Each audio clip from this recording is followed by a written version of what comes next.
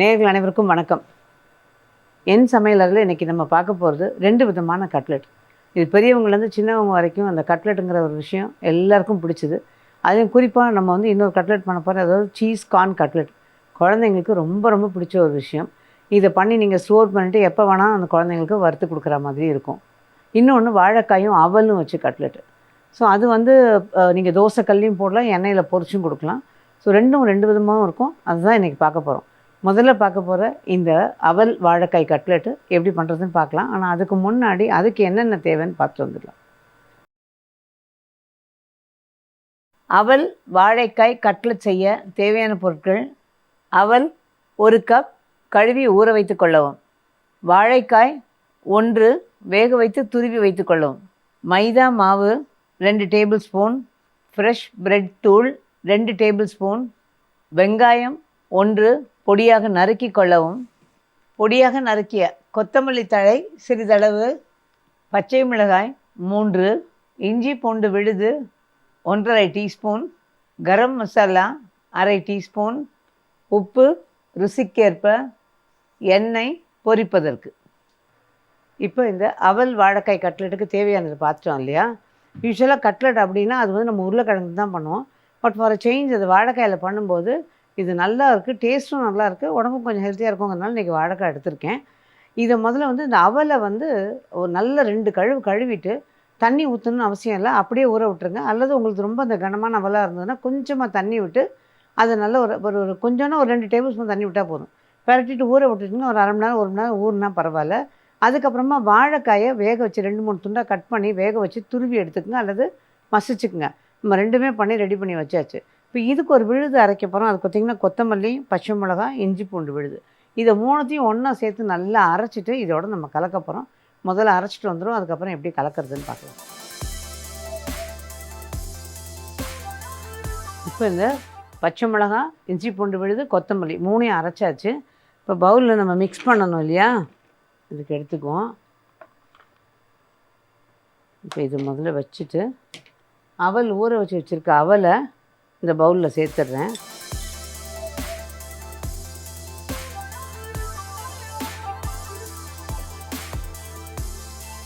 நல்லா ஒரு தடவை பிசைஞ்சு விட்டுருங்க. இப்போ இதோட வேக வச்சு மசித்த வாழைக்காய் அதையும் இதோடு சேர்த்துடலாம். அதோட கூட பொடியாக நறுக்குன வெங்காயம், 1 வெங்காயம் போதும், இது பொடியாக நறுக்கிறது 1 வெங்காயம் போட்டுக்கணும். அதோட கரம் மசாலா, கொஞ்சம் மைதா மாவு. இந்த மைதா மாவில் வந்து பைண்டிங் ஏஜெண்ட், அது போடும்போது தான் பைண்ட் ஆகும் நல்லா. அதே மாதிரி ஃப்ரெஷ்ஷாக அரைச்ச ப்ரெட்டு தூள், ப்ரெட் க்ரம்ஸ் சொல்கிறோம் இல்லையா, அது ஃப்ரெஷ்ஷாக அரைச்சது, இதுவும் ஒரு பைண்டிங் ஏஜெண்ட் தான். இதோட இதுக்கு தேவையான உப்பு, அரைச்ச விழுது, அவ்வளோதான். இப்போ இது எல்லாத்தையும் ஒன்றா சேர்த்து நல்லா பிசைஞ்சிக்கணும். பத்தலை ரொம்ப அப்படியே ட்ரையாக தெரியுதுன்னா தண்ணி சேருங்க, இல்லைனா சேர்க்காதீங்க. ஏன்னா கட்லெட்டுக்கு தண்ணி சேர்த்தா சரியாக வராது. இன்னொன்று, இது வந்து இந்த கரண்டியில் மிக்ஸ் பண்ணுறோம், ஃபோர்க்கில் மிக்ஸ் பண்ணுறோம்லாம் சரியாக வராதுங்க. இது கையில் தான் மிக்ஸ் பண்ணணும்.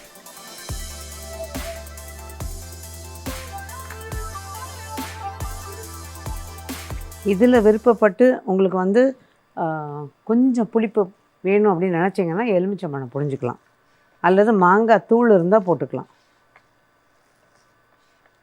அவ்வளோதான். இப்போ நல்லா கலந்தாச்சு பாருங்கள்.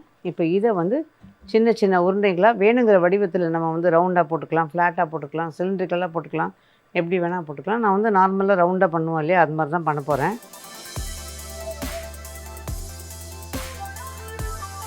இந்த மாதிரி தட்டிட்டு இந்த சைஸில் இப்படி பண்ணிங்கன்னா சரியாக இருக்கும், போதும். இந்த மாதிரி பண்ணிக்கணும். இந்த மாதிரி எல்லாத்தையும் பண்ணிக்கணும். இதுக்கப்புறமா நம்ம மைதா கரைசல் இதை எடுத்து வச்சுட்டு நான் திரும்ப எல்லாத்தையும் உருட்டிடுறேன், அதுக்குள்ளே இதுலேயும் காமிச்சிடுறேன். பார்த்திங்கன்னா மைதா மாவை தண்ணியில் நல்லா கரைச்சிக்கணும். இது வந்து தோசை மாவு பதத்தில் இருக்கணும். நல்லா வந்து உங்களுக்கு இட்லி மாவு மாதிரி இல்லாமல் ரொம்ப தண்ணியாகவும் இல்லாமல் ஓரளவுக்கு இப்படி இருக்கணும். இப்போ இதில் இந்த பக்கம் பார்த்திங்கன்னா ப்ரெட்டு தூள், நான் வந்து ஃப்ரெஷ் ப்ரெட்டு தான் எடுத்திருக்கேன். அந்த ப்ரெட்டையும் எடுத்து ஃப்ரெஷ் ப்ரெட் எடுத்து மிக்சியில் நல்லா அடிச்சுட்டு வச்சுருக்கேன், பார்த்தா தெரியும். இப்போ இதை வெறும் மைதா தூள், தண்ணி கலக்காத மைதாவில் பெரட்டுங்க. பெரட்டிட்டு இது அப்படியே மைதா கரைசலில் முக்கிடலாம். ஏன்னா அது ஒட்டுறதுக்கு நமக்கு மேலே ஒரு கோட்டிங் வேண்டியிருக்கு. அடுத்தது இது அப்படியே போட்டுடலாம். போட்டுட்டு இதை நல்லா பெரட்டுங்க. இந்த கோட்டிங் திக்காக இருந்ததுன்னா, மைதா கரைசல் உங்களுக்கு கொஞ்சம் திக்காக இருந்ததுன்னா கோட்டிங் திக்காக கிடைக்கும். அப்போ கட்லெட் நல்லாயிருக்கும்.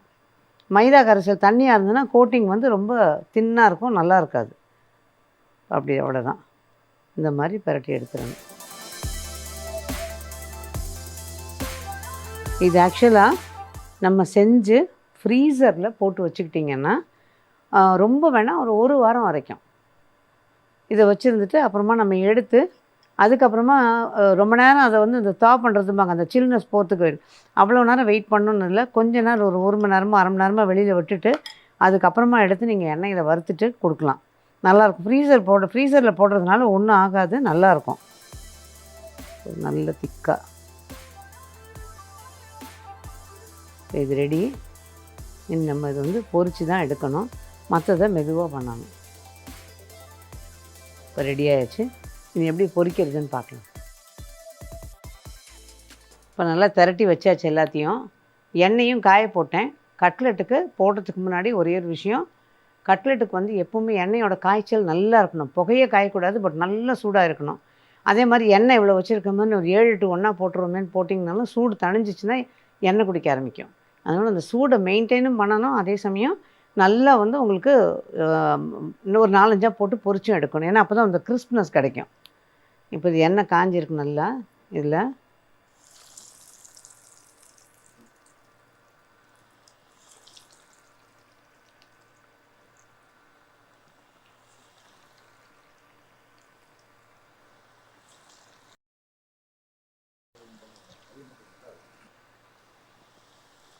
இந்த அளவுக்கு போட்டிங்கன்னா சரியாக இருக்கும்.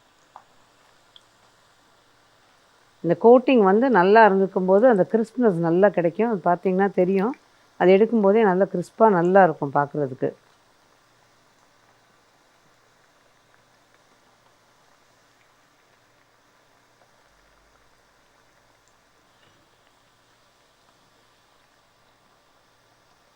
இந்த 2-3 தடவை இப்படி விரட்டிடுங்க. இதில் என்னென்னா முக்கியமான விஷயம், நம்ம போட்டிருக்கிற மைதா மட்டும்தான் இதில் லேசாக ஒரு வேக்காடு வேக வேணும். மற்றது எல்லாமே உங்களுக்கு வெந்தது. அவல்லாம் டக்குன்னு வெந்துடும். அதனால் இதுக்கு எதுக்கும் வந்து வேகத்துக்கான நேரம் கொடுக்கணும்னு அவசியம் இல்லை. இது ஜஸ்ட்டு இப்படி இந்த மாதிரி கொஞ்சம் நேரம் வெந்து அந்த கிறிஸ்ப்னஸ் வந்தால் போதும்.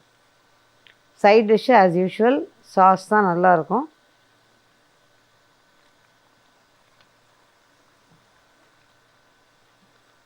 ஒரு தடவை பெரட்டி விட்டுட்டு எடுத்துக்கலாம்.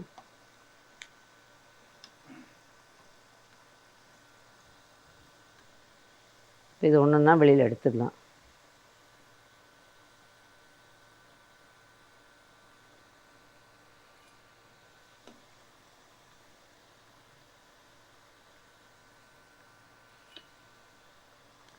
இதை அடுப்பு ஆஃப் பண்ணிடலாம்.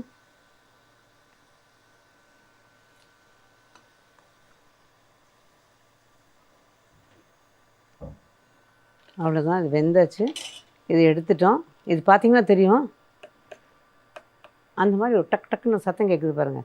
அந்த மாதிரி இருக்கும்போது கோட்டிங் நல்லா இதுவாக வந்திருக்கு, கிறிஸ்பாக வந்திருக்குன்னு நல்லா இது பண்ணிக்கலாம், தெரிஞ்சுக்கலாம் அதில். அவ்வளோதான். இப்போ இது ரெடியாக இருக்குது. இந்த மாதிரி அடுக்கி வச்சுட்டு சாஸோடு வச்சு சர்வ் பண்ணிங்கன்னா கேட்கவே வேண்டாம்.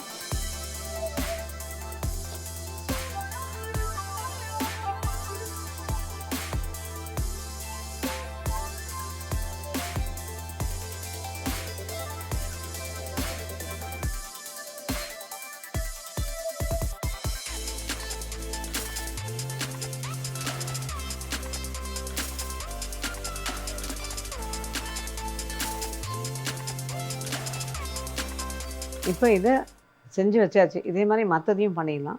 இப்போ நான் ஸ்டோர் பண்ணுறதை பற்றி சொன்னேன் இல்லையா, இதுதான். நம்ம வந்து இதே மாதிரி பண்ணிவிட்டு வறுக்கிறதுக்கு முன்னாடி அதை ஒரு அழகாக ஒரு டப்பாவில் வச்சு அடுக்கிடுங்க. அடுக்கிட்டு அதுக்கப்புறம் நல்லா டைட்டாக மூடி போட்டு ஃப்ரீசரில் வச்சுடுங்க. ஃப்ரீசர்லேருந்து எடுத்துட்டு ரொம்ப நேரம் அதை பண்ணணும்னு அவசியம் கிடையாது. கொஞ்ச நேரம் வச்சுட்டு அதுக்கப்புறமா எண்ணெயில் பொரிக்கணும். அப்போ பொரிக்கும்போது கூட எண்ணெயோட காய்ச்சல் நல்லா இருக்கணும். குறிப்பாக கட்லெட் எல்லாத்துக்குமே. அந்த மாதிரி பொரிச்சு எடுத்து நீங்கள் சர்வ் பண்ணிக்கலாம். 1 வாரம் மேக்ஸிமம் 10 நாள். அதுக்கு மேலே அது வச்சுக்கணுங்கிறது இல்ல. நான் அது வரைக்கும் தான் நான் வச்சுருந்தேன். ஸோ அது வரைக்கும் ஒன்றுமே ஆகல, நல்லா இருந்தது. சரி, இந்த அவல் இல்ல, என்கிட்ட அவல் சிகப்பு அவல் தான் இருக்குது, இல்லை அந்த அவலே கிடையாது அப்படின்னீங்கன்னா, இதுக்கு பைண்டிங் ஏஜென்ட்டாக ரவை போட்டுக்கலாம்.